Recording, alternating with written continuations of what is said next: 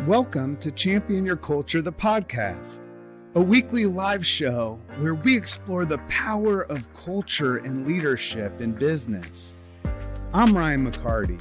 And I'm George Rogers, and we go live every week to learn from each other and hear from other experts about how to effectively champion our team members and ourselves. So join us live every Wednesday on our social networks or subscribe. You can listen to Apple, Spotify, and Google Podcasts. Now, let's champion your culture. Good morning, champions. Good morning. How are you, man? How am I? Cheery and colorful. Hey, I can see both of those, like you're living. I mean, look, I love the shoes. Colorful shoes. Be careful with the coffee. We're almost going to spill the coffee, right? I did almost kicked it. Yep. Right off the bat, we're going to dump the coffee on my white jeans. On the white jeans. That would be even more colorful. You have a little brown. Yeah. That's definitely a great look. I love the shirt. I love the shoes. Thanks, man. You're repping today. Yeah, check this out though. You got to check this out. This is I don't know if we have. Wow, that's a throwback. I don't know if we have people out there in the audience that know what a Swatch watch is, but check this out. I was in Marion, Indiana. Okay. I was at back home. Sweet born and raised. Marion, Indiana. No, not sweet home. Nobody else. Yeah, exactly.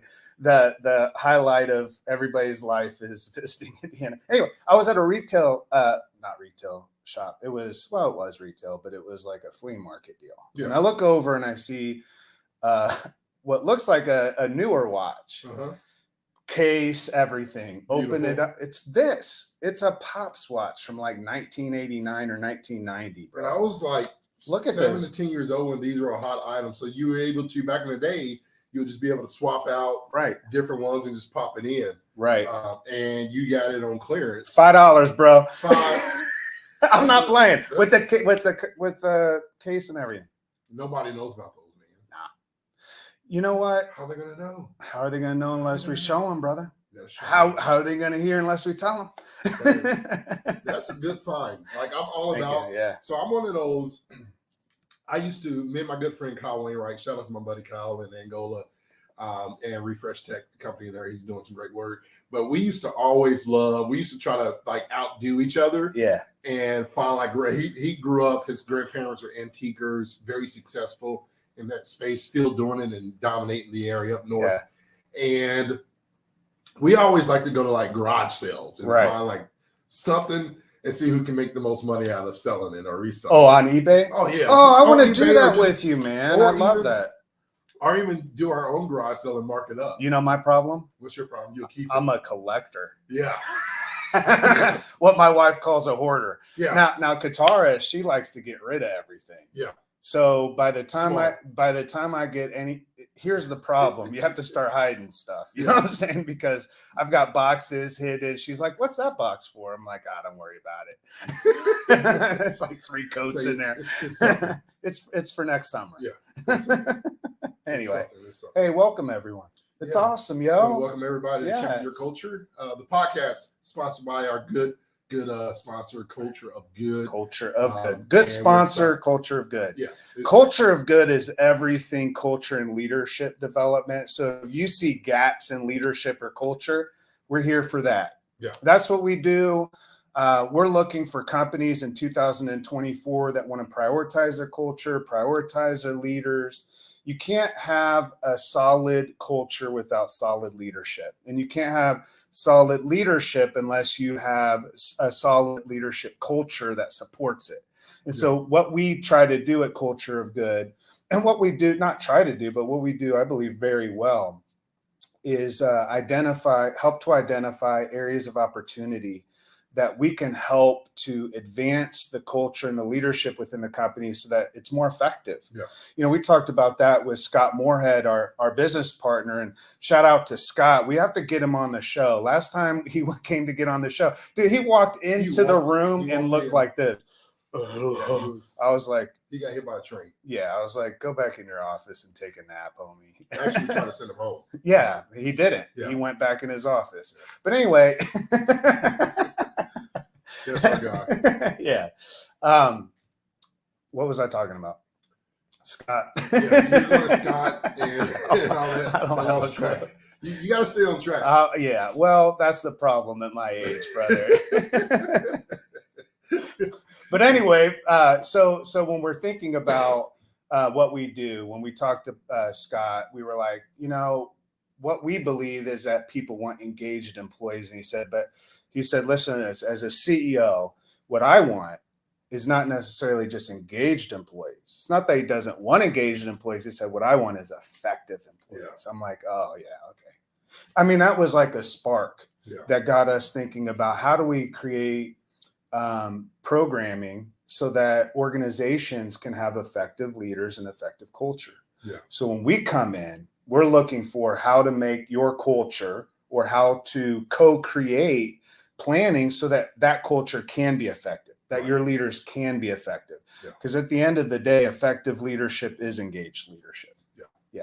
You got to be effective. I think the most important when I think about that, and when I come in, it was about engagement to fulfillment. Yeah. And Scott made that effective. There's stages to this leadership development that we're doing. You got to be able to get that trust. That leadership has to connect right with the employees to really go to those stages from being engaged, fulfilled, and effective. Yeah. Right through the whole process, the whole goal is to be effective through it all. You're effective if you engage with them. When you connect, that's the first start of being effective. Yeah.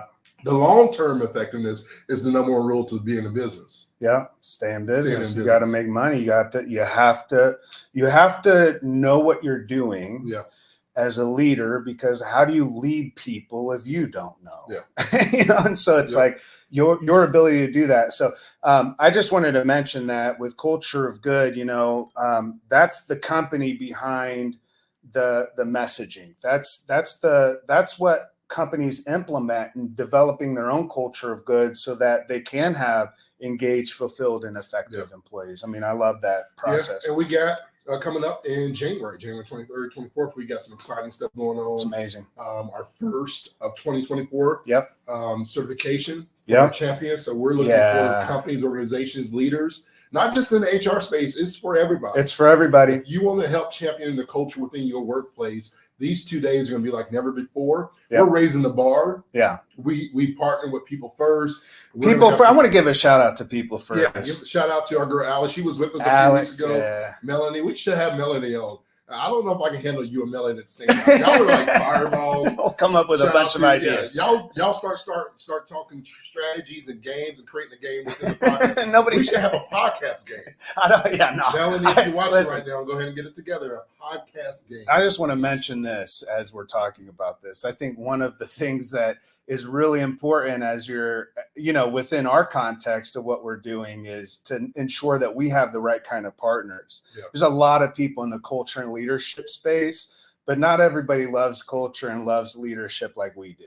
And I think that translates to that feeling that people get when they engage with the culture of good. If you want people to have a good feeling at work, culture of good produces that within the organization because it creates and curates environments where people can connect with each other, connect with the customer and the community in deeper, more clear connection. You know what I'm saying? Where it's like very clear around, like, if I asked you and asked another employee, what's the culture? I would love to have a similar answer, if not the same answer.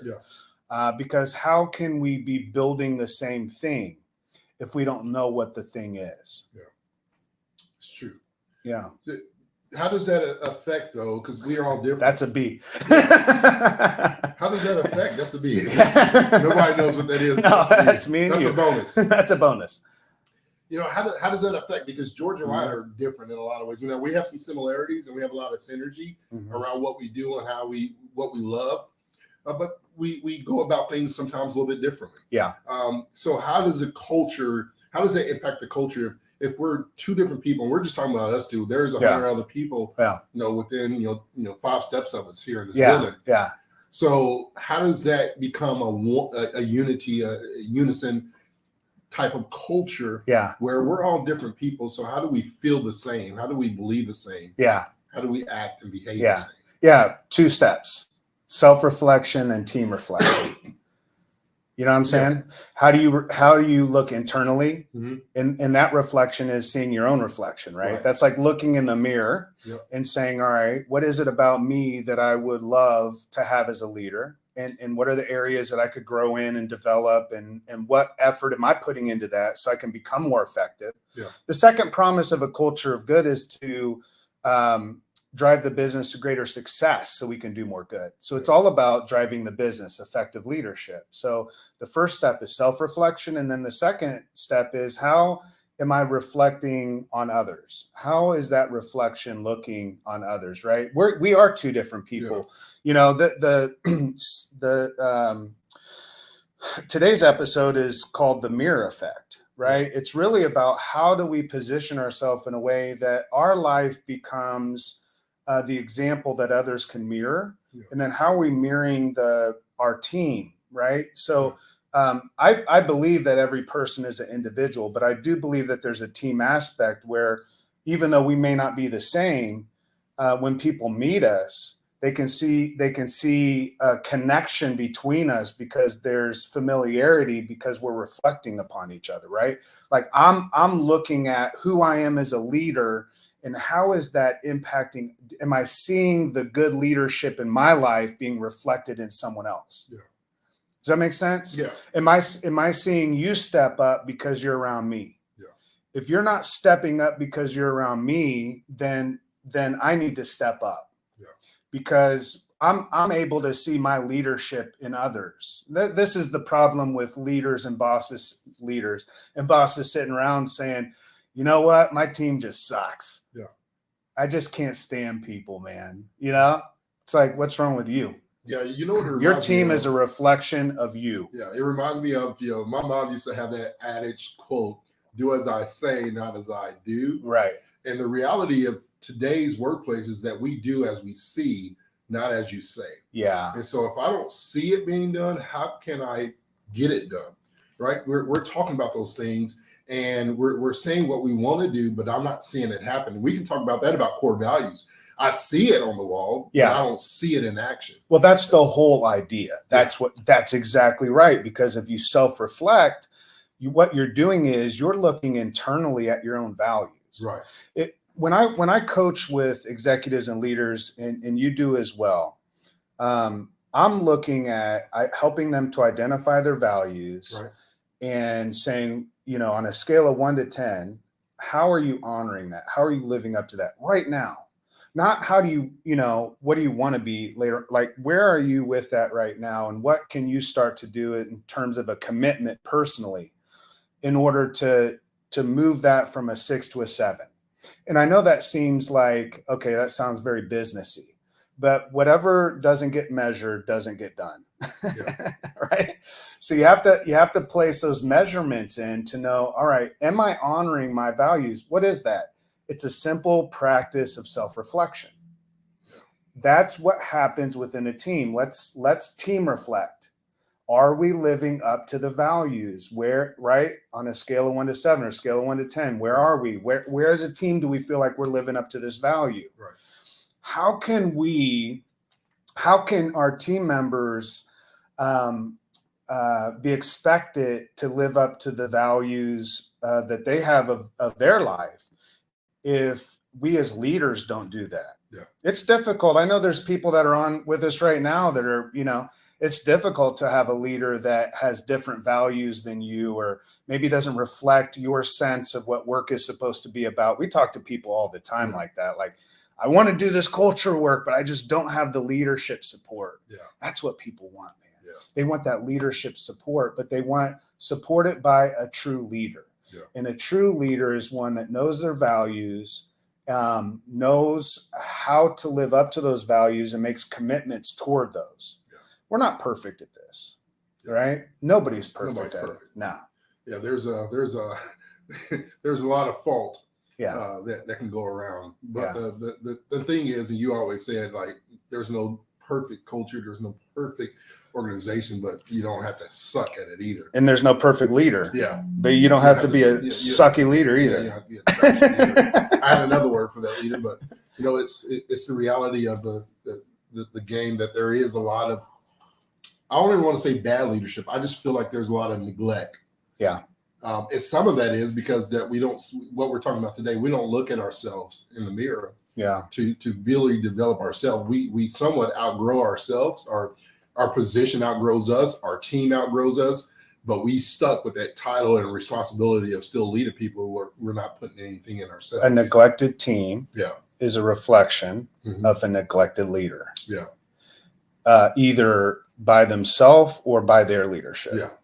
You know what I'm saying? True. Because it's a reflection. Yeah. When you look at a team, and we see this within organizations, you look at the whole organization and you spend enough time with the CEO and leadership team, you realize there's personalities up there, and it reflects throughout the whole organization, doesn't it? Right.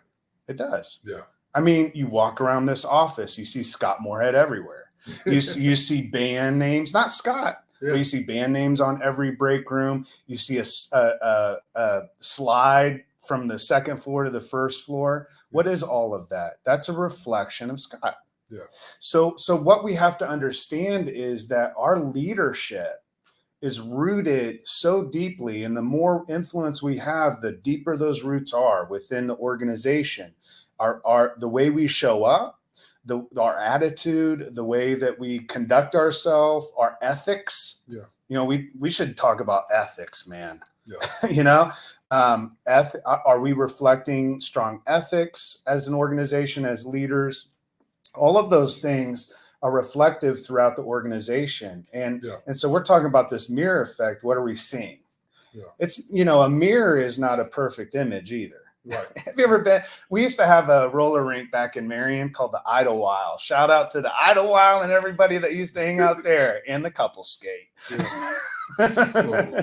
Slow skate. And hey, it's time for slow skate. And then I'd look around like, Ryan's still boogieing. Yeah, I'm still boogieing around by myself. And but there was a mirror when you'd first walk in, and it was one of those like circus mirrors or like, you know, carnival mirrors. And so it was wavy.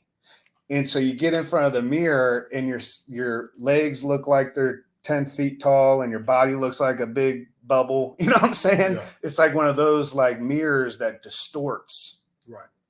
There's the reality that we're reflecting leadership, whether it's a distorted image of leadership or whether it's a clear image. Yeah. What people are hungry for is not the carnival mirror. They're not looking for, when they see they want to be able to look into the culture and see themselves.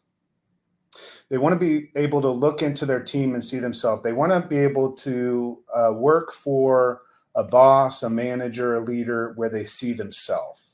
We know this because the majority of employee or future employees, potential hires, are looking at what are the values of the company, what's the culture like, what's it like. Yeah. Isn't that interesting? What's the feeling like? What are we looking for? Is it like me? Yeah. And not do I just fit in here, but do I belong? Right. We talk to people all the time that love people, but they have management and leaders around them that don't feel the same way. And that's that carnival mirror, man. You look in the mirror and you don't see yourself right. You want to be able to look into something and say, I see myself there. Yeah. Not I see myself working there, but I see myself there. You know what I'm saying? It's so important to be able to say, what kind of culture are we building so that the kind of people that we want, is culture fit a bad thing? No, you don't want a culture misfit. Yeah. You know what I'm saying? So culture fits are like, do I see myself there? And what can I add? Yeah. And all of that matters because teams are a reflection of leadership, and the organization is a reflection of teams, in the same way that when a community is having difficulty, there's typically a breakdown in the family. What's that about? It's because of that nucleus of support has to be there. Those microcultures, those not families, but that team dynamic is really what makes up the dynamic of the organization. Yeah. The organization's a reflection of the team. The team's a reflection of your leadership. If you don't have good leadership, you have to develop the leadership. You have to give people the opportunity to learn what emotional intelligence is, all of those things, because reflection matters, man. Yeah. It's the mirror effect. It's the mirror effect. It's the mirror effect. How deep you want to go? And I know you got some interesting things that you're going to be sharing with us. Yeah. Do you want to take a break now? You want to? Yeah, let's do it. You want to? Yeah, might as well, man. Once again, I don't have a clue what's about to happen. Yeah, I throw these in, so I want to see George's response. All right, so this is a live response for our audience. This is a segment brought to you by Culture of Good. Again, January 23rd, 24th. Go on cultureofgood.com to find out more information about that. We'll be updating our website later today, but this is, come on, man.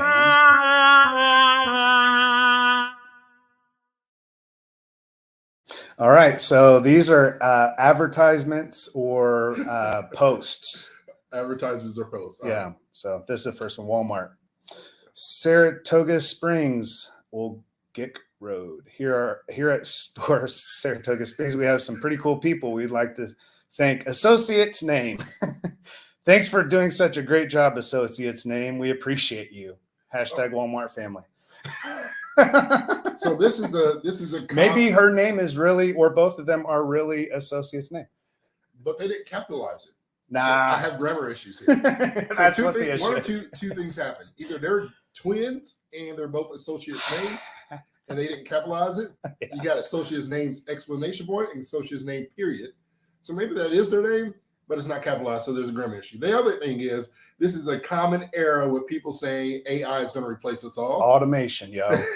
Somebody just automatically went on the side. Hey, give me a social media post for our Walmart and for two of our people.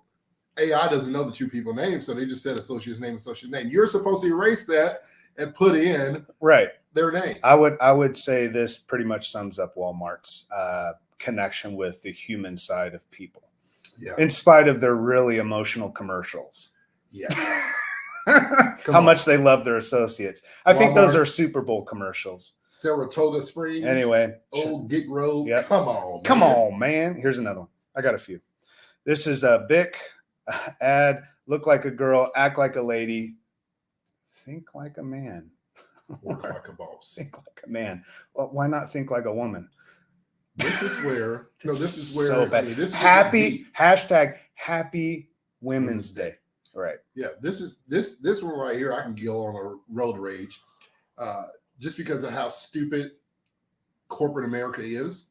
That this is what they really want to think when they don't respect who the women are. Right. As if they're not raising us. Right. In this world. On Happy Women's Day. Yeah. That's a. Somebody needs to listen to Tupac's "Dear Mama." Yo. I won't ever listen or use a big pen or any again. No, that's just stupid. Is this a real one? That really pisses me off. No, that's absolutely real. As a matter of fact, I didn't think it was, so I Googled it. To look it up. Yeah. Maybe women should just think like a woman, and men should just be men. Yeah. Maybe we should just. I guarantee you, I can assume the sex of this idiot. All right, here's the next one. Self-reflection. All right, yeah. ABC 13 News, WSET. And we're bringing you this awesome hashtag something. Surprised a Halifax County woman who lost her sister in an accident in her home in a fire on the same night with a new ABC 13 umbrella. Nice. Yeah, I mean, there's nothing like an umbrella when you've just lost your sister in your house to a fire. So you have a fire as an umbrella to cover yourself while the fire is going. Well, that ashes come down. I mean, it doesn't look like it's raining. Yeah, this should lead to the next ad. Here we go. This is McDonald's. You ready for this? Some people do not have common sense. No. Common sense is this actually is really good marketing. I just thought it was funny. So here we go. All I know is it's open since 6 a.m. Oh, no. I don't know. I hope this is real. It's real. And it's great marketing. McDonald's. Yes, McDonald's. Yeah. Yep. All right. Come on, McDonald's. Yep. Go ahead. Yeah. I'm stuttering. This is actually a good one. This is funny, but horrible at the same time. Yeah, this is something that can only happen in a small town. Imagine the HR people trying to figure this. Well, I mean, honestly, I would say that, you know, it caused a lot of conversation. Yeah. I mean, marketing you do want marketing to, like, as long as it's kind of over, like, oh, somebody made a mistake. Yeah. You know what I'm saying? Was this a Close mistake? enough. All right. And this kind of leads into the next one. This one was not on purpose. This is where you need to know how to spell things. Retinol. Yeah. It's different than rectal. You don't want free rectal. And you don't want a green butthole. That is bad. But then again, oh God, I guess they didn't see that. No, they don't see much. They probably need to have a rectal exam. Oh my goodness. Yeah, sorry about all that, guys. And that was come on, man.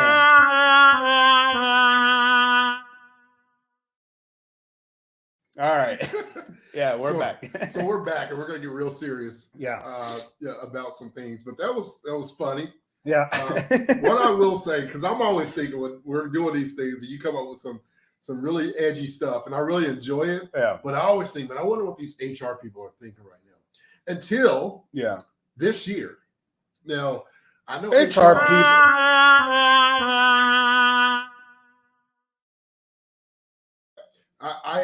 I realize that HR leaders are probably 1A, 1B with educational leaders. Yeah.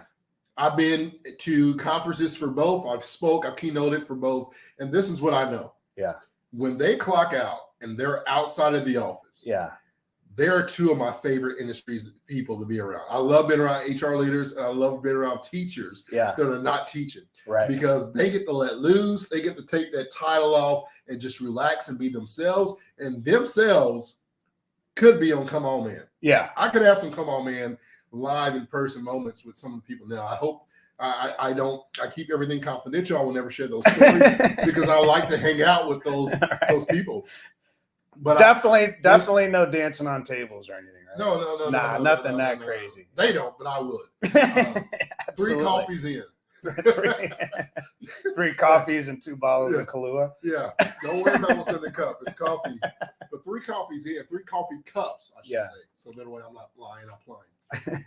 3 coffee cups in, you never know what's going to happen. I'm known to jump on the stage, or if there's a live band, I'm known to get on some drums. Oh, and I love to play. You know, it's my first love. The kid is my first love. If there's a live band, I'll jump on the stage in a heartbeat. I got video to prove it. I'm gonna upload some video of a situation that happened almost a year ago, or maybe it's 2 years ago in Chicago. I jumped on the stage at one of my favorite piano bars, Howl at the Moon. Oh yeah, I love Howl at the Moon in Chicago because it's a little bit better. I didn't know there were any there's one outside of Indiana. Indianapolis. It's kind of Indianapolis. Yeah, Indianapolis. They're very, like, I don't know. They average? Average. Oh, they don't let you get on the stage? You get on the stage in Chicago, you dance a little bit, have fun. They're very protective of their stage here in Indianapolis, Indiana. I need to visit again. Maybe we should, you know what? Maybe we should go down there January 23rd and 24th. When we do our that would be a lot of fun. Yeah. I could do 2 songs. I could karaoke 2 songs. All right. Guns N' Roses, Patience. Okay. I don't know if you know that song. I'll play it for you later. And then the second one is the Humpty Dance. The Humpty Dance. Oh yeah. The Humpty Dance is your chance to do the hump. Yeah. Yeah. All right, stop what you're doing, and I'm about to ruin the. You do the voice and everything. Oh, the voice and everything, yeah. Okay. Anyway, and I can whip. Again. Every time you sing, you go high. Somebody's got to hit that point. But let's get into this as we talk about the mirror effect and really reflecting on personal leadership. This is something that's important to you and I both because we truly believe that the road to leadership begins with self-leadership. Yeah. That self-reflecting, self-leading yourself, the importance of that, right? The sum of our life is how well we lead ourselves not how we're leading others. And so let's dig into this, Ron, because I know this is something that's important to you as well. And I'm interested in some of the takeaways we give our audience today Yeah. As they're here for this, we spent 20 minutes on some good content as well. But I want to leave them here in the next 15, 20 minutes or so on the importance of this personal leadership and what they can do and how this really impacts not just the culture, but the workplace as well as all the domino effect that leads into it. Do you know you? Yeah. Because that starts the conversation, right? Yeah. Who are you? Yeah. And because how you answer that tells me who you're leading when you're practicing self-leadership. Very similar to how if I don't know my team members really well, then I can't lead them really well. I can only lead up to the point where I don't know the person. Yeah. It's really important to understand that, because at the moment where I don't understand you, your weaknesses, strengths, triggers, what's going on internally inside of you, how you think, all of those things, watch your body language, your behavior. The more I know you, the better I can lead you, right? I mean, that's just how it works. How then can we lead ourselves if we don't know ourselves well? Yeah. That's why self-leadership starts with self-reflection. It's that internal work that we have to do, and it's work. Yeah. It's reconnecting back to us and being able to answer in a deeper sense of who we are. Because you're more than just, employee with culture of good. You're more than a keynote speaker. Who is George? More than just what you do or accomplish. Yeah. More than your performance, more than people even know. So much of our identity is locked into our title, our position, our performance, our accomplishments, that we identify ourselves with those things. And then we think less of ourselves when we're not accomplishing what I know. That's my self-leadership. The greatest challenge I have is to measure my self-worth as a reflection of others' accomplishments. See what I'm saying? So I see other people's accomplishments and performance and knowledge around things, and then I look at myself, and a lot of times my identity is in the shadow of that. That's how it's always been. So my self-leadership is to continuously or consistently check back in with myself, right? Yeah. Especially when I'm seeing other organizations, other people. So self-leadership for me is asking the question, Ryan, and I do this on a daily basis. How are you today? How are you doing? So I'm checking in with myself. And if I'm noticing areas of my mind or my heart that's been dragged away from my values and who I know I am, then I know that that's a moment for me to implement self-leadership practices, right? So that means that I'm going to spend time meditating. That means I'm going to take a walk. That means what am I doing? Maybe I'm clearing my mind. Yeah. You ever clear your mind, man? Right. That's important for me because, and I this is how I used to clear my mind. It was such a horrible distraction. Yeah. I use music. Yeah. And it was loud. It's not, but it was a way that that music just kind of distracted me from the other noise, right? Yeah. Now, as I've gotten older, yeah, I need to hear trees and birds. I need nature. Yeah. I go outside now. Yeah. Because, for the longest time, and this is just kind of the transition of George and the growth of George. The growth of George as a young person hated being alone, but didn't want to be around people. Yeah. It was a torn because I didn't want to be alone, but I needed to see that Ryan was at least the next room over. But I didn't want to be by myself, excluded from everything because of that fear of being neglected again because of my childhood, right? Mm-hmm. And so, we like to be vulnerable, so we're getting vulnerable here. Yeah. And so at an early age, I hated being alone. Yeah. As I grew older, I always wanted to be connected. And so I failed on self-reflection. Yeah. I didn't have time for it because I didn't want to have to deal with me, Mm-hmm. because dealing with me became emotional.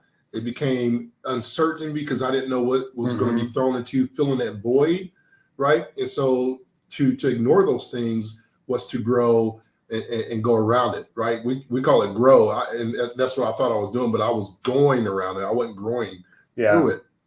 And as I became older, I became an emotional, unstable mood swing, right? I was happy, but something triggered me and I was just down and quiet. Yeah. Right.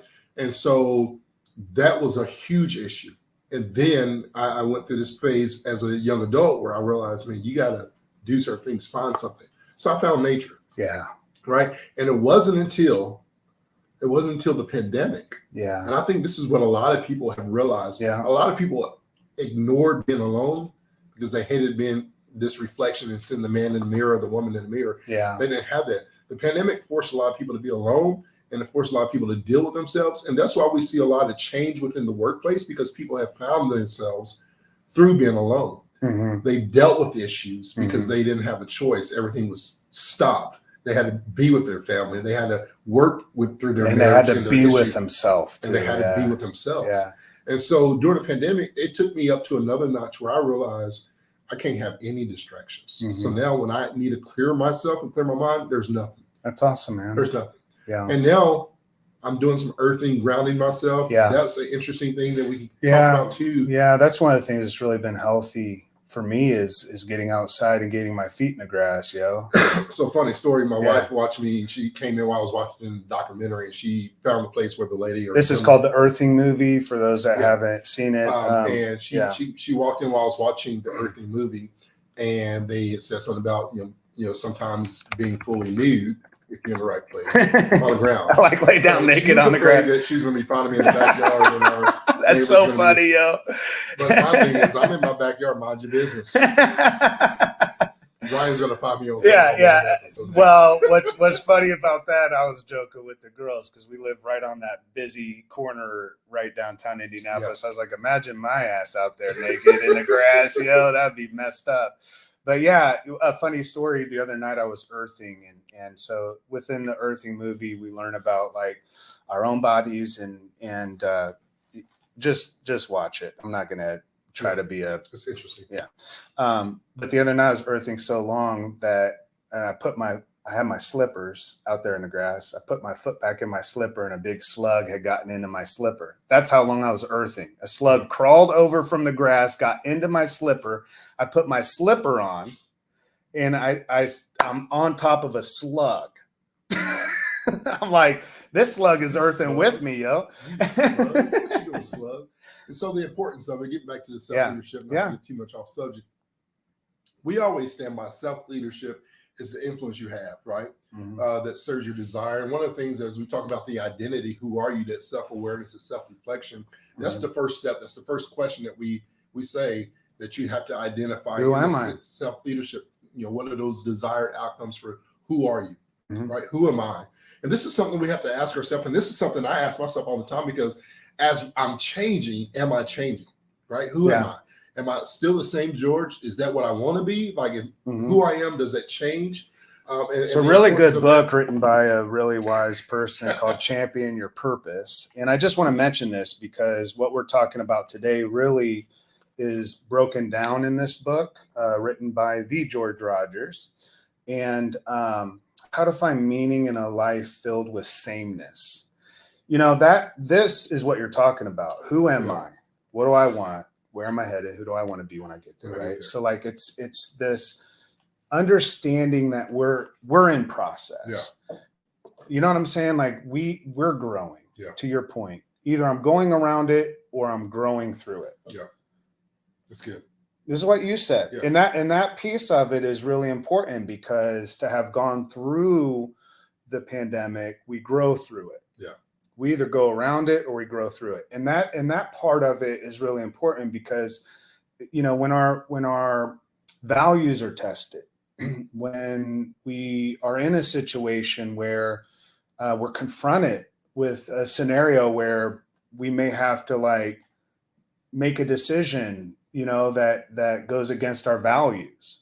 It's in those moments where we find out what our values really are. Yeah.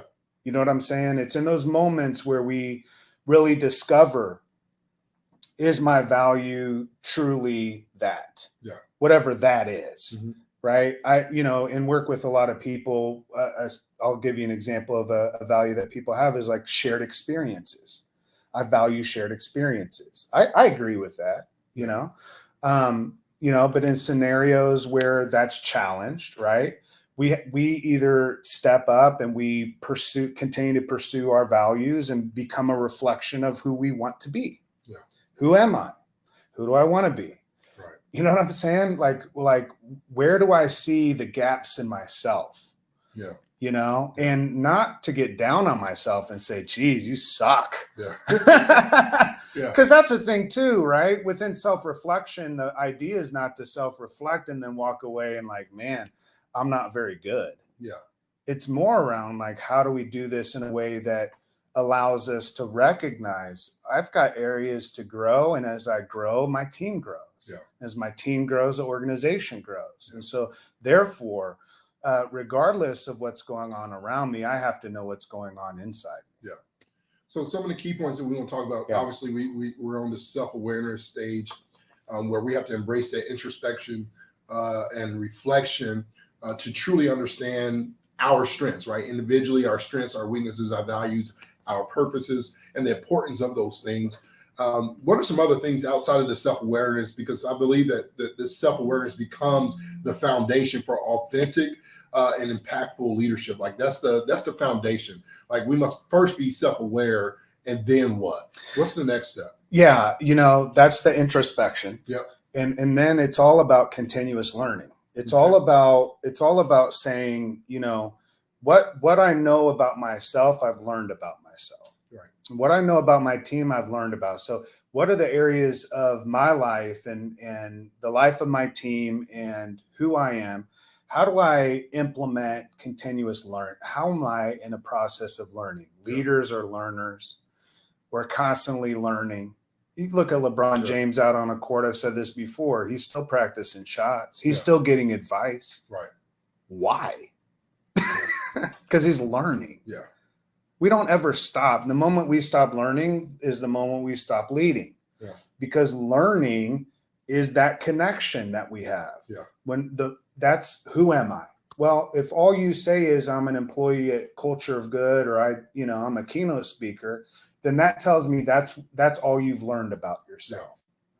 Yeah. But to really have that introspection and also then learn what are the areas that I need to, what are the skills that I want to see reflected in my team? What are the behaviors I want to see reflected? How am I living that? If I want trust in my team and I don't trust my team, if I want trusted, then I must trust. Right. If I want there to be a connection, then I must connect. Right. Because my team is a reflection of me. Mm-hmm. So that's a good way of looking at what do we want to grow in? What do we want our team to grow in? What do we want our organization to grow in? And whatever we want our organization to grow in, that's why we love this leadership development, because whatever we want the organization to grow in, the team has to grow in, and then each individual has to be learning. Yeah. So there's continuous learning, impacting yourself, evolving. Yeah, evolving. Because one of the things on purpose. Yeah. Learning is evolving on purpose. Yeah. On purpose, with purpose. Yeah. And so like there's that place. Why is it important for leaders to grow? George, why do I keep on having to read? Like one of the things that used to drive me crazy that I now love is, and I'll be honest, I don't read books. It takes a lot for me to read a book. Yeah. I'll listen to the book first. Yeah. Audible. And I let the book, I take notes from it. Yeah. If it's a really good book, I'll listen to it again. Yeah. And I'll let it impact me. So I'm listening to get stuff out. And then I'm listening so that the second time, because now it's in me. I'm letting it really just impact me without trying to think of anything that's happening. I'm really soaking it in. Yeah. And if it's really, really good, then I'm buying the book and I'm gonna mark it. Yeah. Right. Yeah. And so, but it's always evolving and getting better, because I realize, as I said earlier, you can only take people where you are. Yeah. And the moment somebody feels like this, right, where they're not being able to lift to another level because you're still here, they're going to remove themselves, because especially if they're self-motivated and they want to grow, nobody wants to stay underneath a leader that's that they're just bumping heads with. Yeah. Essentially. And it, not necessarily in a negative way. You could be a great person with a great heart, but if somebody's not growing, they're going to find a leader. And what happens then? We see that frustration where they go get leadership from somebody else because they're helping them grow, and then they're getting frustrated because you're on my team. Why are you going to that person? There's a reason for that. We got to grow. And so it's important for you to obviously be aware and then have that continuous learning. And the third part that I believe is so important, we talk about self-care all the time, and we talk about something that you really have really covered me and held me accountable is the boundaries. Yeah. Knowing, George, hey, this is not your responsibility. It's not your responsibility to do that for your you know who taught me that? Cousin. Katara taught me that. You know who taught Katara is her grandma. Yeah. Her grandma Mary used to say, that's not your business. Yeah. And I'm like, yeah. Because I used to, like, anytime I'd see like somebody struggling, you just run toward the battle. You know what I'm saying? To help. I would say this. The longer you prioritize the care of others, I'll just say it this way. Don't prioritize the care of others and make yours optional. Yeah. Your self-care optional. You got to take care of yourself. You do. You can't make your care optional and prioritize the care of others because, as you say all the time, you can only have a heart attack. Yeah. Yeah. Yeah. It's true. Yeah. And maybe not physically. Yeah. But you have that emotional breakdown. Mm-hmm. Your body is important. What are some things we talk about self-care? What are some things that you do for the Self-Care Act? Because I know that I do different things. I've done manicures. Something that's I'm doing moving forward. I just did one a few weeks ago, and I'm gonna do one again here this month. Is a massage. Yep. As I've gotten older, I realize certain things. I can't put pancake mix away. I can't lift things that I used to lift anymore. I can't. Dexter, my kid, is like 95 pounds of just pure. You can't put pancake mix away because you making pancakes on me. Yeah. There's certain things I can't do anymore. I can't play sports with my kid like I used like I want to. Because I'm too darn competitive, and I think I can do what I used to do 20 years ago. And now I realize what my pops. You about to pop an ACL, homie. My pops Tim. I realize now what it means. He's a blind man that can still hit free throws. And will whoop me all the time. He's a great ball player. But I was more agile, and now I realize why he never jumped. And your body don't you can't jump like you used to. Nah. But the shot is the shot. And so I'm just Dexter's starting basketball right now. Yeah. And he's wanting to play. And I'm just like, man, the shot's the shot. I don't need to do all this extra stuff. I'm taking a shot. I'm taking 3 dribbles. Yeah. And I'm shooting, and I ain't even jumping anymore. Yeah. Like if I can't get the rebound, Sam Perkins with like tippy toes and do all this, all that. No, I ain't got no time for it. Yeah. Self-care for me is I would say, and you brought up boundaries. Yeah. So setting boundaries is a big one. Self-care. Because if you're prioritizing everyone else and neglecting yourself, putting yourself on an optional basis, then eventually you, as you said, you wear down. And I think setting boundaries and knowing like what those boundaries are and identifying, what boundaries have I set in my life? There's relationships and connections and realities that we face all the time. And I think boundaries is a great way of self-care. Yeah. There's a lot of people that have a gift of helping others, and that's wonderful. But if you're not helping you, and we see that all the time, we enter into a state of fatigue, right? Because we don't have the strength to continue and endure that. And so where do I need to set boundaries? For me, setting boundaries also not only relational, but also looking at my own life and saying, are there things that I could possibly a habit or something I could have less of in my life that would make me healthier? And is there anything in my life that I could add, like earthing, that could make me healthier? So it's what can I stop? What can I start?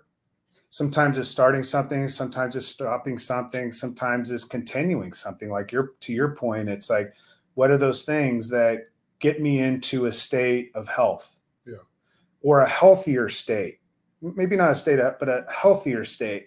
When you get a massage, it's a healthier state. When I earth, it's a healthier state. When I set a boundary, it's a healthier state. Yeah. It's not about what's right or wrong.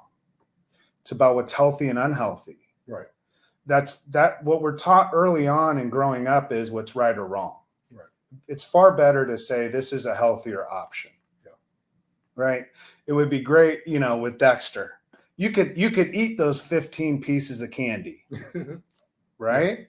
Yeah. But, and it's not about right or wrong. Yeah. It's not wrong to eat 15 pieces of candy. Yeah. Either or. I mean, all those adults that tell their kids that's wrong don't have any problem going to the buffet and having 4 plates of food. Yeah.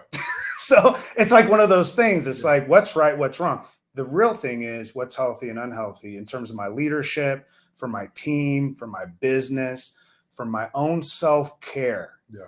It's more than about self-management. It's more than about managing my emotions. It's about self-leadership. It's not just about when my emotions come, how do I manage this? How do I manage this anxiety? How do I manage this depression? How do I manage? We understand we have psychologists, we have therapists, we have coaches, we have friends, we have priests, we have whoever in our life, a pastor, whatever, that is in our life that can help. But at the end of the day, self-leadership is going to come down to you in a mirror. Yeah. You know what I'm saying? Yeah. And that mirror effect, when you look at yourself, and when I do, and being able to be grateful for you, that's different than looking in the mirror and saying, okay, what do I need to stop? What do I need to start? Yeah. It's looking at your own self and saying, thank you for continuing to show up for you. For me. Yeah. And being able to be grateful for yourself. I think I get a little bit of chills on that. That's it. It's how are you practicing gratitude for yourself? I think that's a great place to start for me. Yeah, I think that's a great place to stop this podcast for us as well. So as we take away, and I want to wrap it up with this, the importance of the mirror effect is not only the outcome of being able to lead others well, it's still the selfishness. This is where I used to struggle, being selfish about me, being selfish with my time, being selfish with how I care for others more than I care for myself. And I had to flip that switch. And this has been my motto all year long, is that 2023 is for me. So every decision that I make, business, personal, is with a selfish intent. What is it in for me? And I've said that in my household, which was very difficult and hard because the lie in America is a happy wife, happy life. And that's horrible. My wife hates that quote. Yeah. Because what happens when the man's not happy? Yeah. Yeah. We can talk about that. Or the wife. Yeah, we have a relationship. Or there. the wife's not. Yeah. So, so it's not happy wife, happy life. There's got to be some consistencies with both in that. But with that is the self-care. I think that's the most important part of the whole self-leadership, is taking care of yourself. I tell you all the time I love you, but when was the last time I told myself? Yeah. Right? I trust you. But when do I say George? I trust George. Yeah. And so it's important to have those same principles and values and characteristics that you share with others towards yourself. And so I want to encourage everybody that's watching us today, tell yourself you love yourself. Yeah. Right now. However you want to do it, show yourself that you care. Take yourself out. Find something to be grateful for about you. To show yourself grace, show yourself some trust. And more importantly, the world needs it more. Give yourself some love. Yeah. Yeah. This is a good episode. It's the greatest leadership role in your life is a role you have in your own life. I agree. That's it. That's it. So thank you all for joining today. This is great. Man. This is great. Yeah. Thank you for joining Champion Your Culture, the podcast sponsored by Culture of Good. Until next week, here on Champion Your Culture. Hi, friends. Thanks for joining us on Champion Your Culture podcast today. We're so excited that you're here and want to invite you to connect with us. You can watch the show weekly on Facebook, Twitter, Instagram, YouTube, or LinkedIn, and listen anywhere you get podcasts. Subscribe today to get new relevant content each week on how to champion yourself and your team. Thanks again for listening to Champion Your Culture.